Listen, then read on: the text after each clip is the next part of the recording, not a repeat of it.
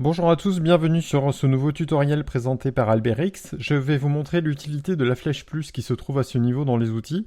Son nom énigmatique, outil de sélection directe progressive, je l'appelle simplement flèche plus. Je vais également vous expliquer dans ce tuto comment créer un raccourci clavier via les scripts. Donc Illustrator propose plusieurs solutions pour sélectionner les objets. L'outil de sélection directe progressive est sans doute le plus méconnu mais pas le moins pratique. Et perso, je l'utilise tout le temps. J'ai attribué à la flèche plus le raccourci Q. Alors cette flèche permet de pouvoir sélectionner et déplacer un élément dans un groupe imbriqué sans passer par le mode isolation en double clic. C'est une solution très pratique pour isoler et modifier un objet sans risquer de toucher et déplacer les objets qui se trouvent autour. Elle permet également de pouvoir déplacer un objet seul, de l'agrandir, de le réduire grâce au cadre de sélection en sélectionnant le raccourci V qui est l'outil de sélection. Dans ma méthode de travail personnel, je n'utilise quasiment pas les calques. Et pour déplacer un objet en arrière ou en avant, en premier ou en arrière-plan, je préfère les raccourcis. Un inconvénient à ça, si je souhaite avoir tous les calques séparés afin d'animer par exemple un personnage sur After Effects, je devrais obligatoirement créer un calque pour chacun des objets qui constituent l'illustration. Donc pour éviter une manipulation fastidieuse, j'ai créé un raccourci clavier grâce au script pour remonter les objets un à un sur un calque vierge.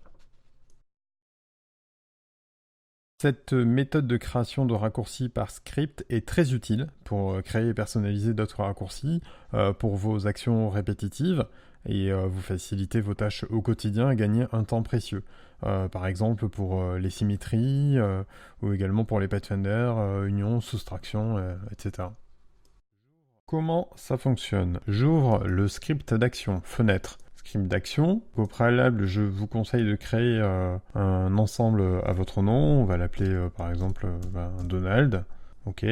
Donc je crée ensuite un nouveau script. Je vais l'appeler copier-coller nouveau calque.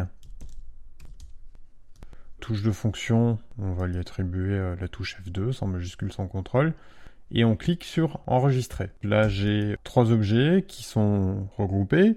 Donc j'utilise la flèche Q, la flèche plus. Je sélectionne par exemple ce carré bleu. CTRL X pour couper. Je crée un nouveau calque et je fais ensuite CTRL F pour coller devant. Donc le script est créé une fois que j'ai appuyé sur stop, arrêter l'exécution de l'enregistrement. Et voilà. Le script est créé. Donc à partir de maintenant, si par exemple je sélectionne le carré vert et que j'appuie sur F2, ça me crée un nouveau calque.